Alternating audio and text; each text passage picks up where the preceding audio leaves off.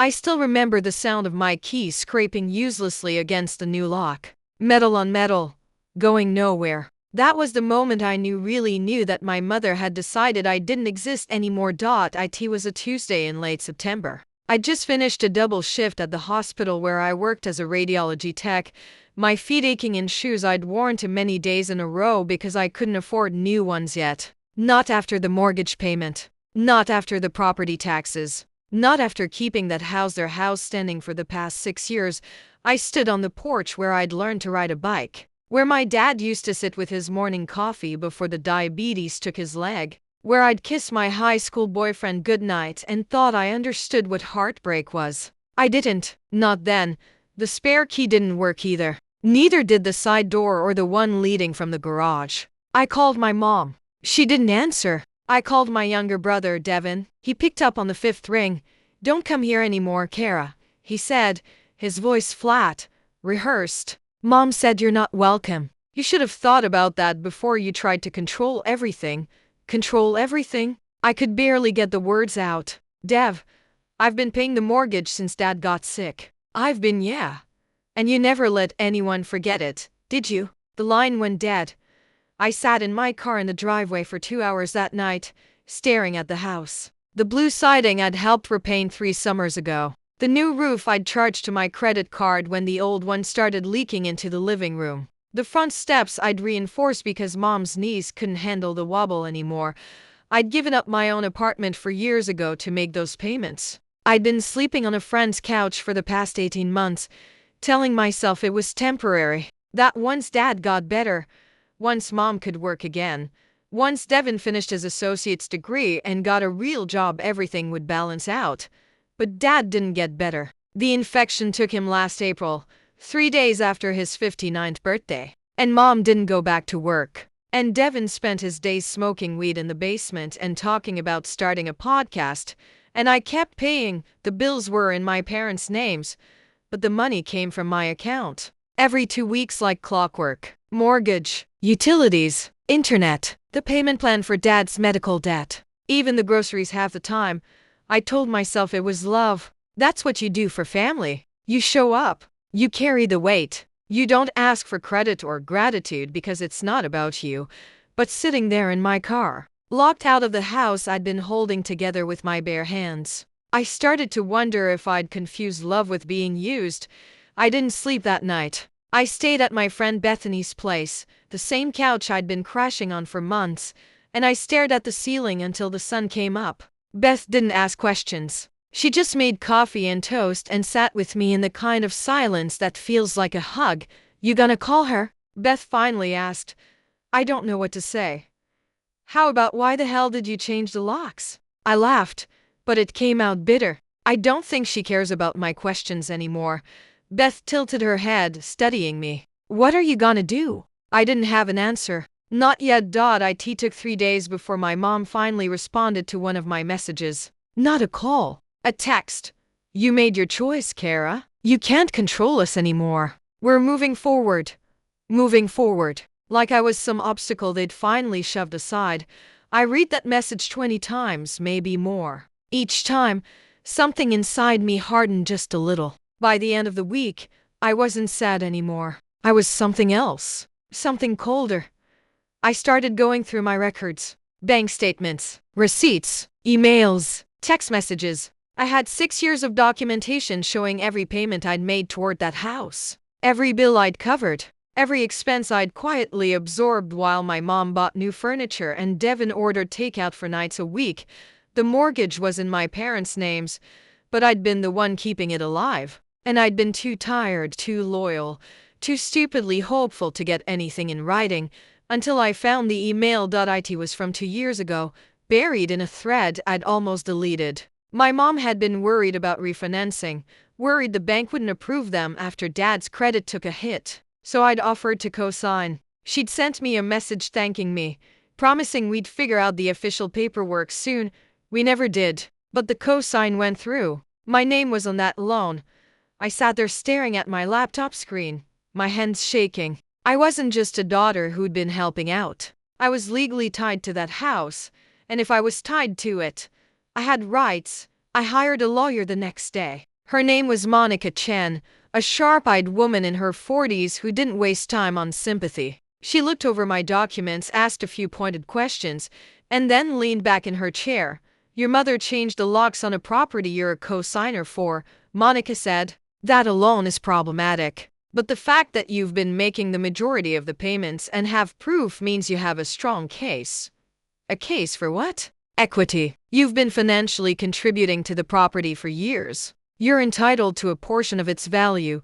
I swallowed hard. "What does that mean?" "It means if they want to sell, they owe you your share. If they refuse, you can file a partition action and force the sale. Either way, you're not walking away empty-handed." Empty-handed. That's exactly how I'd felt standing on that porch with a key that didn't work anymore. "How much are we talking?" I asked. Monica did some quick math based on the home's estimated value and my payment history. "Conservatively, you're looking at 40 to 50% of the equity." I felt dizzy. "Half the house. More or less." I thought about my mom's text. "You made your choice." Yeah, I guess I did. I didn't tell my mom I was filing. I didn't tell Devin. I didn't want the drama, the guilt trips, the accusations that I was being vindictive or petty. I just wanted what I'd earned. The papers were served 3 weeks later. My mom called me immediately, her voice shaking with fury. "What the hell is this, Cara?" I was at work. I stepped into the stairwell for privacy. "It's exactly what it looks like. You're suing me? Your own mother? You locked me out of a house I've been paying for. What did you expect? We were going to pay you back." "When?" Silence. "You changed the locks, Mom. You told Devin to tell me I wasn't welcome. You didn't even have the guts to say it to my face. You don't understand, then explain it to me." More silence. Then, quietly, "We were going to sell." My stomach dropped. "What?" "The house. We found a buyer. Someone offering cash, above market value. We were going to take it and move to Arizona. Start over." "Without telling me. You would have tried to stop us." "I would have asked for my money back." "We don't have it, Cara." Her voice cracked. "We don't have anything. The medical bills, they took everything. We were drowning. This was our only way out." I closed my eyes. Part of me wanted to feel sorry for her. Part of me wanted to fold, to let it go, to be the good daughter who sacrificed everything and asked for nothing. But the bigger part, the part that had been sleeping on a couch for 18 months while my family planned a future without me, was done. "Then I guess you'll split the sale with me," I said. "Cara, please, I'll see you in court, Mom." I hung up. Drop your city in the comments. Let's see how far this story travels. The next 2 months were a special kind of hell. My mom tried everything. She called me crying at midnight, begging me to drop the case. She sent Devin to Bethany's apartment to talk sense into me, but he just stood in the hallway looking uncomfortable until Beth told him to leave. She even got our Aunt Lorraine involved, who called me selfish and ungrateful and said I was destroying the family over money. Over money. Like that was the point. It wasn't about the money. It was about being erased. It was about giving everything I had and being told it still wasn't enough. It was about my mom choosing a fresh start in Arizona over the daughter who'd kept her afloat for 6 years. But I didn't explain that to Aunt Lorraine. I didn't explain it to anyone. I just kept moving forward. Monica was efficient. She compiled everything: bank records, email threads, text messages, even a few voicemails from my mom thanking me for covering things this month.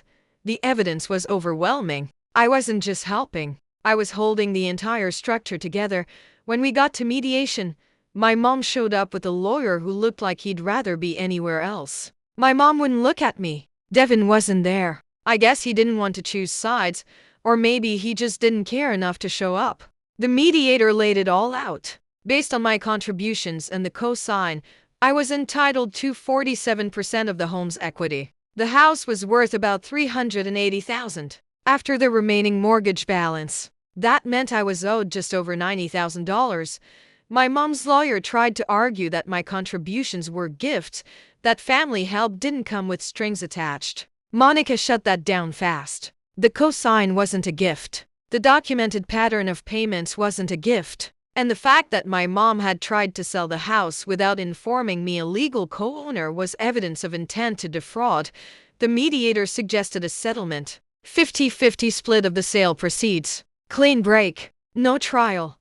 My mom's lawyer leaned over and whispered something to her. She looked pale, tired, older than I remembered. Fine, she said, her voice barely audible. Just like that. It was over.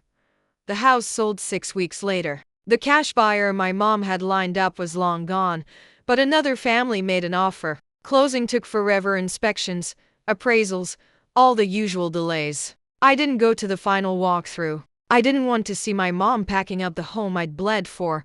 When the check came, it felt surreal. $93,000 after legal fees and closing costs. More money than I'd ever had in my life. Enough to finally get my own place. Enough to breathe, but it didn't feel like winning.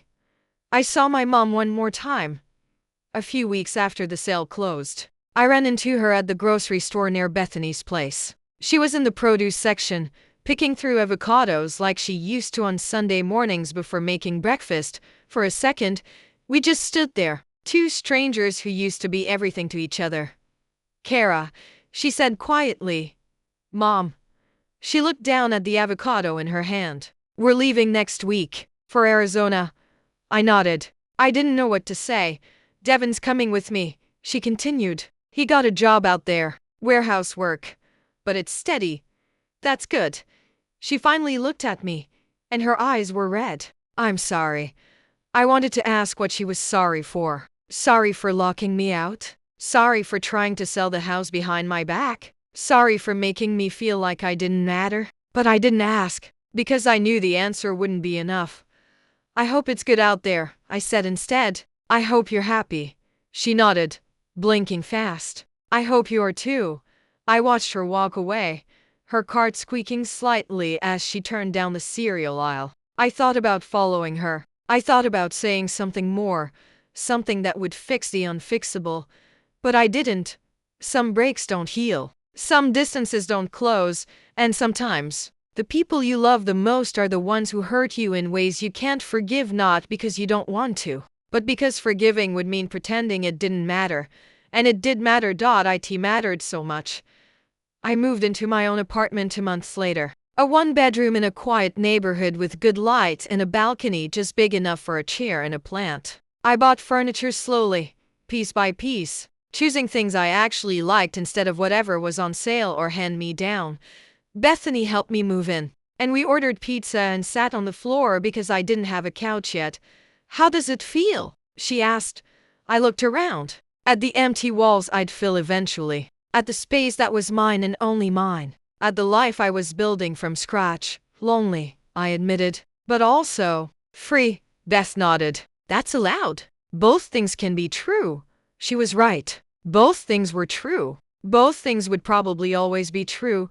I don't talk to my mom anymore. She sends a text every few months, updates about Arizona, about Devin's job, about the weather. I read them, but I don't usually respond. Not out of anger, just out of distance.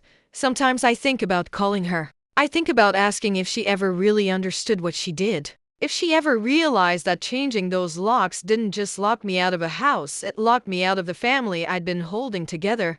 But I don't call, because I'm not sure I want the answer.